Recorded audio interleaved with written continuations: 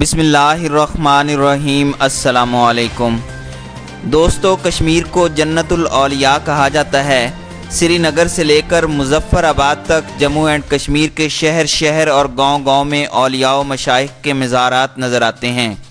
اس خطے میں اسلام تلوار کے ذریعے سے نہیں بلکہ حضرت بلبل شاہ، سید میر علی ہمدانی، شیخ نور الدین ولی، شیخ شمس الدین عراقی اور حضرت بابا جیون شاہ جموں والے جیسے صوفیاء کی تعلیمات سے پھیلا۔ یہ وہ خطہ ہے جہاں مقبوضہ علاقے میں للہ عارفہ اور حبہ خاتون جیسی صوفیوں کے اشعار آج بھی لوگوں کی زبان پر ہیں، اور آزاد کشمیر میں حضرت مائی امی اور حضرت مائی طوطی صاحبہ کے مزارات پر عقیدت مندوں کا ہجوم یہ بتانے کے لیے کافی ہے کہ یہاں عورتوں کا بہت احترام کیا جاتا ہے۔ لیکن آج مقبوضہ جموں اینڈ کشمیر میں بھارتی سیکیورٹی فورسز کے ہاتھوں کشمیری خواتین کی آئے روز بے حرمتی پر للہ عارفہ کی روح روزانہ تڑپتی ہوگی، اور حبہ خاتون کو وہ دھوکہ یاد آتا ہوگا جو شہنشاہ اکبر نے اس کے خامند یوسف شاہ کے ساتھ کیا تھا۔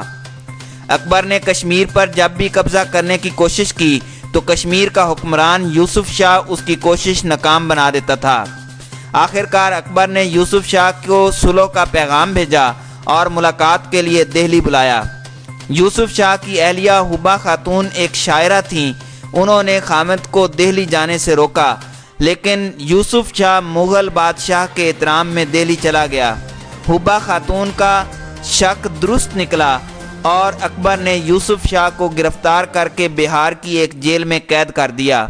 خامد کی جدائی اور قید کے بعد حبہ خاتون نے بہت درد بھری شاعری کی، اور وہ اپنے گیت خود بھی گایا کرتی تھیں۔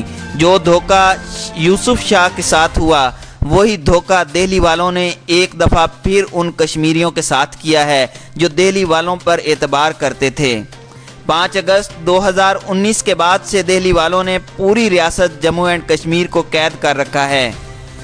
پورے ہتھیاروں سے لیس 8 لاکھ فوج بڑے قتل عام کے ذریعے کشمیری مسلمانوں کی اکثریت کو اقلیت میں تبدیل کرنے پر تلی بیٹھی ہے، اور اسی لیے حکومت پاکستان نے مقبوضہ علاقے میں انسانی حقوق کی خلاف ورزیوں کا معاملہ عالمی عدالت انصاف میں اٹھانے کا فیصلہ کیا۔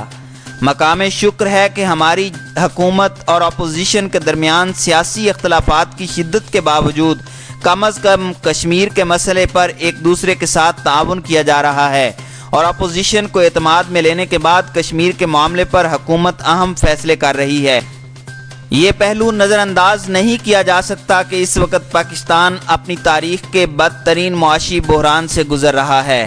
ایک طرف IMF کے سامنے ہم ہاتھ باندھ کر کھڑے ہیں تو دوسری طرف ہمارے سر پر FATF کی تلوار لٹک رہی ہے، لیکن اس کے باوجود ہم اقوام متحدہ کی سیکیورٹی کونسل کا اجلاس بلانے میں کامیاب رہے، جس کے 5 میں سے 3 ارکان نے اجلاس کے دوران پاکستان کے موقف کی حمایت کی، تاہم اعلامیہ جاری کرنے سے گریز کیا۔ عام خیال یہ ہے کہ اس اجلاس کے انعقاد میں چائنا نے اہم کردار ادا کیا۔ یہ درست ہے کہ چین نے واقعی اس اجلاس کے لیے اہم کردار ادا کیا، لیکن چین کے علاوہ روس اور برطانیہ کا کردار بھی اہم تھا۔ روس نے اپنے روایتی موقف سے ہٹ کر اس اجلاس کے انعقاد کی مخالفت سے گریز کیا، اور اجلاس میں اقوام متحدہ کی قراردادوں کا ذکر کر کے فرانس کو حیران کر دیا، جو اس اجلاس میں بھارت کا مقدمہ لڑ رہا تھا۔ برطانیہ نے اس اجلاس میں مطالبہ کیا کہ مقبوضہ جموں اینڈ کشمیر میں انسانی حقوق کی خلاف ورزیوں کی تحقیق کرنے کی ضرورت ہے۔ یہ کہنا کافی نہیں کہ سلامتی کونسل کے اجلاس میں چین کے علاوہ روس اور برطانیہ کی طرف سے پاکستانی موقف کی حمایت دراصل ہماری خارجہ پالیسی کی کامیابی ہے۔ یقیناً دفتر خارجہ نے بھی بہت محنت کی، لیکن اس معاملے میں انٹرنیشنل میڈیا اور دنیا بھر میں پھیلے ہوئے پاکستانیوں اور کشمیریوں کے مظاہروں نے بھی اہم کردار ادا کیا، اور یہی وجہ تھی کہ سلامتی کونسل کے اجلاس میں امریکی مندوب کا جھکاؤ اگر پاکستان کی طرف نہیں تھا تو بھارت کی طرف بھی نہیں تھا۔ سلامتی کونسل کے بعد پاکستان کو جموں اینڈ کشمیر کا معاملہ اقوام متحدہ کی ہیومن رائٹس کونسل میں بھی اٹھانا ہے، جو پہلے ہی اپنی رپورٹوں میں بھارتی ریاست کے ظلم و جبر کا پردہ چاک کر چکی ہے۔ پاکستان کی سابق سیکرٹری خارجہ تہمینہ جنجوعہ کو جنیوا میں ہیومن رائٹس کونسل میں یہ معاملہ اٹھانے کی ذمہ داری سونپی جا چکی ہے۔ عالمی عدالت انصاف اور ہیومن رائٹس کونسل کے علاوہ اگلے ماہ اقوام متحدہ کی جنرل اسمبلی میں بھی یہ معاملہ اٹھایا جائے گا تاکہ بھارت کو مقبوضہ علاقے میں مسلمانوں کے قتل عام سے روکا جائے، لیکن اگر بھارت باز نہ آیا تو حالات بگڑ سکتے ہیں۔ 15 اگست کو آزاد کشمیر کے وزیر اعظم راجہ فاروق حیدر نے وزیر اعظم پاکستان عمران خان کی مظفر آباد میں موجودگی کے دوران لائن آف کنٹرول کو عبور کرنے کا اشارہ دیا ہے۔